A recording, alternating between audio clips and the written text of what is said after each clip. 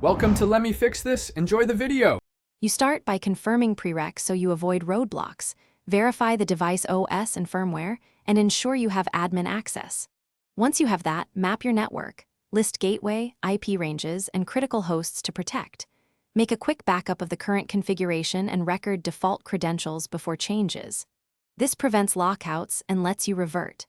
Now you're ready for the first actionable steps.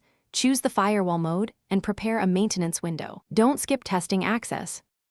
You configure zones and rules next because that controls traffic flow. Start by defining LAN, WAN, DMZ, and VPN zones. Assign interfaces accordingly. Then create specific allow and deny rules tied to IPs, ports, and protocols.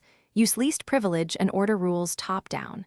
Enable stateful inspection to track connection state and set logging levels so you can audit denied traffic. Once done, apply rules in a maintenance window and run basic connectivity tests to confirm legitimate services still work. You finish by applying changes and monitoring logs closely for anomalies. Watch denied traffic and unexpected drops.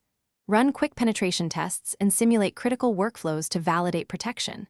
Make a schedule for firmware updates and periodic rule reviews so the firewall stays effective over time. If something breaks, don't panic. Use packet capture to pinpoint drops, enable a temporary allow rule for troubleshooting, then tighten it.